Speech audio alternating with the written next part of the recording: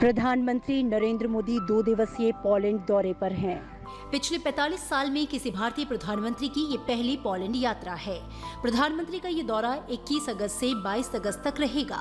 ये यात्रा द्विपक्षीय संबंधों को मजबूत करने पर केंद्रित रहेगी, जिसमें रणनीतिक साझेदारी, रक्षा सहयोग और सांस्कृतिक आदान प्रदान समेत कई मुद्दों पर चर्चा होने की संभावना है।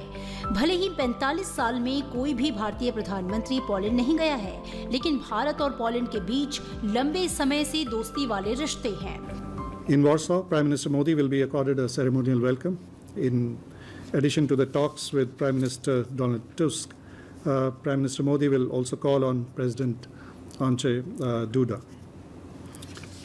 Prime Minister Modi will also interact with members of the Indian community, select Polish business leaders, and prominent Indologists. He will also visit memorials that commemorate the very special episodes of Jamnagar and Kolhapur in our shared history, which I just spoke about. This historic visit in this landmark year for India and Polish relations will provide an opportunity for our leaders to review the bilateral partnership and offer guidance on enhancing this cooperation in diverse areas and also discuss regional and global issues of mutual interest. Poland और Ukraine की आधिकारिक यात्रा पर रवाना होने से पहले प्रधानमंत्री ने कहा कि पोलैंड यात्रा ऐसे समय में हो रही है जब हम अपने राजनयिक संबंधों के 70 वर्ष पूरे कर रहे हैं। पोलैंड मध्य यूरोप में एक प्रमुख आर्थिक भागीदार है। लोकतंत्र और बहुलवाद के प्रति हमारी पारस्परिक प्रतिबद्धता हमारे संबंधों को और अधिक मजबूत बनाती है। प्रधानमंत्री ने कहा कि साझेदारी को आगे बढ़ाने के लिए प्रधानमंत्री डोनाल्ड टस्क और राष्ट्रपति आंद्रेज डूडा से मिलने के लिए उत्सुक है। उन्होंने कहा कि पोलैंड में जीवंत भारतीय समुदाय के सदस्यों के साथ भी मैं बातचीत करूंगा।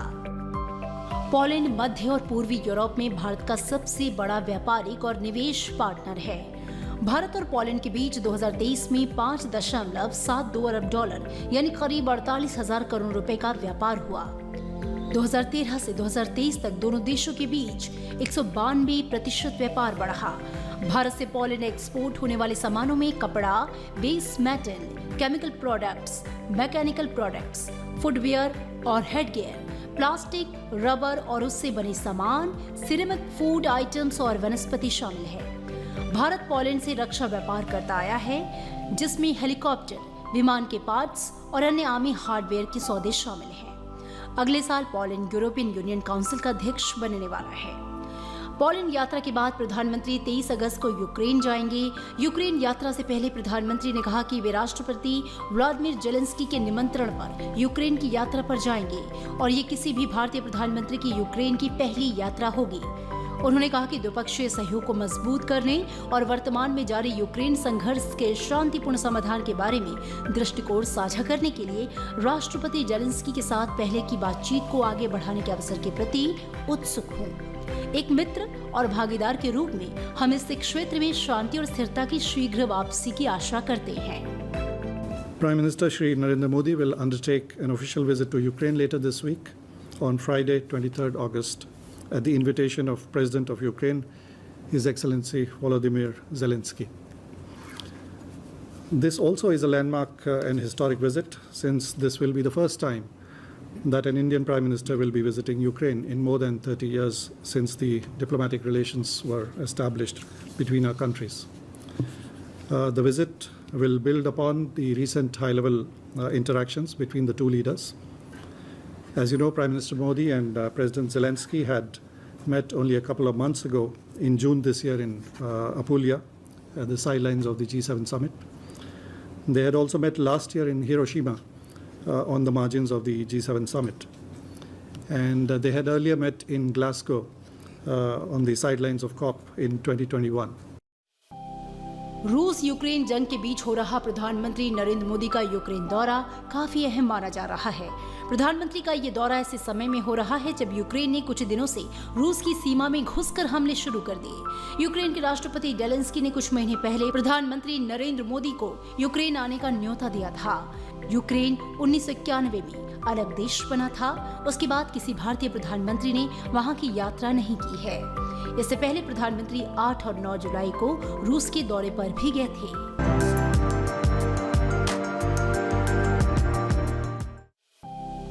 इतिहास तारीखों के जरिए लिखा जाता है और इस लिहाज से भारत और पोलैंड के रिश्तों के लिए 21 अगस्त 2024 की तारीख बेहद खास है। इसका बड़ा कारण ये भी है कि तारीख इसलिए खास बनी है क्योंकि कोई भी भारतीय प्रधानमंत्री 45 साल के बाद पोलैंड पहुंचे हैं। प्रधानमंत्री नरेंद्र मोदी 2 दिन के पोलैंड दौरे पर हैं।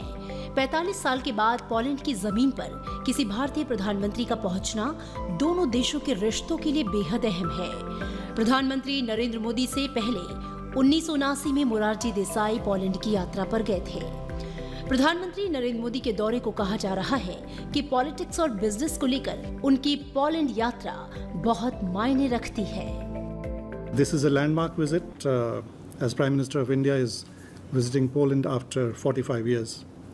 The visit takes place as we also mark the 70th anniversary of the establishment of our diplomatic relations between India and Poland. Prime Minister Modi had met Prime Minister Tusk on 4 occasions in the latter's earlier capacity as the President of the European Council. Prime Minister Modi had also held a telephone conversation with President His Excellency Andrzej Duda in 2022.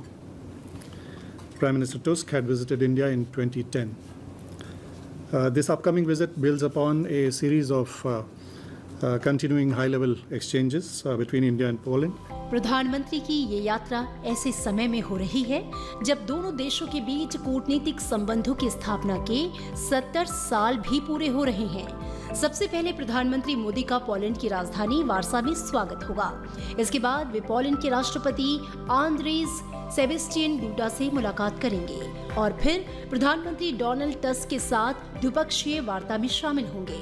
प्रधानमंत्री की यात्रा का एक अहम पड़ाव Poland में बसे भारतीय समुदाय के लोगों से मुलाकात करना है। पोलैंड में भारतीय समुदाय के 25,000 लोग रहते हैं। इनमें लगभग 5,000 छात्र हैं। If we look at the institutional mechanisms for economic cooperation, then there is a joint committee on economic cooperation, JCEC, which met in Warsaw in 2022 for its 6th session. And a big Indian business delegation had also visited Poland during that year. Now, all these interactions provide a glimpse of the range and the scope of our engagement with Poland, which is an important partner for India in Central Europe. Poland has the 6th largest economy within the European Union, and Poland will hold the next presidency of the Council of the European Union. Poland is currently the chair for the Visegrad Group. Our bilateral trade is substantial, and this makes it's of the order of $6 billion, which makes Poland India's largest trading partner in Central and Eastern Europe. Indian investments into Poland are estimated at around $3 billion, and the Polish investments into India are around $1 billion. A number of Indian companies have active business presence in Poland, and they are engaged in a range of sectors, from IT to pharmaceuticals to manufacturing to farm vehicles to electronics, steel, metals and chemicals. प्रधानमंत्री मोदी जामनगर और कोल्हापुर के महाराजाओं के स्मारकों का दौरा भी कर सकते हैं। ये भारत और पोलैंड के बीच ऐतिहासिक संबंधों की निशानी है। महाराजा दिग्विजय सिंह जी ने द्वितीय विश्व युद्ध के दौरान हजारों पोलिश शरणार्थियों को शरण दी थी। दोनों देशों के बीच व्यापारिक रिश्तों की अगर बात करें तो भारत और पोलैंड के बीच 2023 में $5.72 बिलियन का व्यापार हुआ। 2013 से 2023 तक दोनों देशों के बीच 192% व्यापार बढ़ा है। 2023 में भारत ने पोलैंड के साथ $3.95 बिलियन का निर्यात और $1.76 बिलियन का आयात किया था। भारत का पोलैंड में $3 बिलियन से ज्यादा का निवेश है। भारतीय आईटी कंपनियां पोलैंड में लगभग 10,000 लोगों को रोजगार देती हैं। वहीं पोलैंड का भारत में $685 मिलियन का निवेश है। भारत पोलैंड से रक्षा व्यापार करता आया है, जिसमें हेलीकॉप्टर, विमान के पार्ट्स और अन्य आर्मी हार्डवेयर के सौदे शामिल हैं। भारत के T-72 टैंकों के अपग्रेड में पोलैंड की कंपनी बुमर राबेडी का प्रमुख योगदान रहा है। दोनों देशों की सेनाओं ने कई संयुक्त युद्धाभ्यास किए। भारत और पोलैंड के बीच ऊर्जा और तकनीक के क्षेत्र में कई समझौते होते आए हैं। हाल ही में हिमाचल फ्यूचरिस्टिक कम्युनिकेशंस लिमिटेड ने ऑप्टिकल फाइबर प्लांट के लिए 144 करोड़ के निवेश की योजना की घोषणा की थी। अगले साल पोलैंड यूरोपियन यूनियन काउंसिल का अध्यक्ष बनने वाला है, इसलिए राजनीतिक पहलू भी पोलैंड यूरोपियन यूनियन में जरूरी है।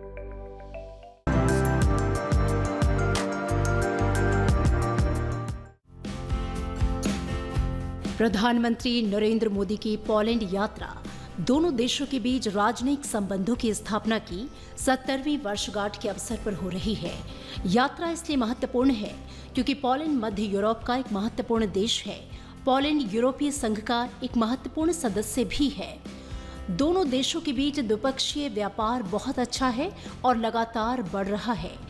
भारत और पोलैंड के बीच राजनयिक संबंध 1954 में स्थापित हुए। 1957 में वार्सा में भारतीय दूतावास और 1954 में नई दिल्ली में पोलिश दूतावास खोला गया।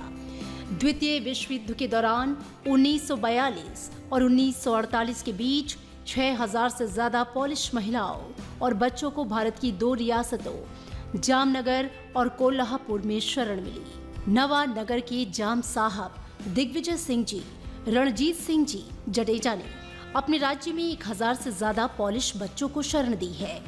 कई अन्य बच्चों को कोल्हापुर के एक बड़े शिविर में शरण मिली। दोनों देशों के बीच मानवता के लिए किए गए इस काम को लेकर भारत और पोलैंड के बीच एक मार्मिक संबंध के रूप में याद किया जाता है। One of the unique bonds between our countries relates to the time in 1940s during World War II, when more than 6,000 Polish women and children found refuge in 2 princely states in India, Jamnagar and Kolhapur. As you may be aware, Jam Sahib of Navanagar had provided shelter to more than 1,000 Polish children, and others were offered refuge in Kolhapur. There are long-standing cultural ties between India and Poland, and Indology studies in Poland, Polish universities date back to 19th century. There is respect and appreciation for in Poland for Indian culture and spiritual ethos, including yoga and Ayurveda. Bharat और Poland के बीच लंबे समय से मैत्रीपूर्ण संबंध हैं, जो उच्च स्तरीय राजनीतिक संपर्क और जीवंत आर्थिक जुड़ाव की विशेषता रखते हैं। द्विपक्षीय संबंध व्यापक और पारस्परिक रूप से लाभकारी हैं। पोलैंड मध्य यूरोप में भारत का प्रमुख आर्थिक साझेदार है। लोकतंत्र और बहुलवाद के प्रति उनकी साझा प्रतिबद्धता उनके मैत्रीपूर्ण संबंधों से और मजबूत होती है। भारत की तरफ से पोलैंड की उच्च स्तरीय यात्राओं में 1979 में तत्कालीन प्रधानमंत्री मोरारजी देसाई ने पोलैंड का दौरा किया था। भारत के राष्ट्रपति ने अप्रैल 2009 में पोलैंड का दौरा किया, जबकि पोलिश प्रधानमंत्री डोनाल्ड टस्क ने सितंबर 2010 में भारत का दौरा किया। विदेश मंत्री डॉक्टर एस जयशंकर ने 32 वर्षों के अंतराल के बाद 28-29 अगस्त 2019 को पोलैंड का दौरा किया। विदेश मंत्री द्वारा पोलैंड की पिछली यात्रा 1987 में हुई थी। दोनों देशों के बीच व्यापार और आर्थिक सहयोग की अगर बात करें तो पोलैंड मध्य और पूर्वी यूरोप में भारत का सबसे बड़ा व्यापारिक और निवेश साझेदार बना हुआ है। पोलैंड भारत व्यापार संतुलित है और पिछले दशक में व्यापार की मात्रा में वृद्धि देखी गई है। पोलैंड में मौजूद कुछ भारतीय कंपनियों में Arcelor Mittal, Videocon, Escorts, Strides, Arcolab, Ranbaxy, SL Propack, KPIT Cummins, Zensar technologies limited, Tata consultancy, HCL technologies limited, Infosys, Wipro, Jindal stainless, Berger paints और ग्लेनमार्क फार्मास्यूटिकल्स शामिल है। भारत में मौजूद कुछ पॉलिश कंपनियों में डिंडीगुल, बंगलुरु में टोरिंस्की, जांकलांडी, मटेरियलोव, ओपांग कुंकोविच, औरंगाबाद में Canpack Poland, Geofizyka, Toro, Farmer group और इकोलॉग शामिल है।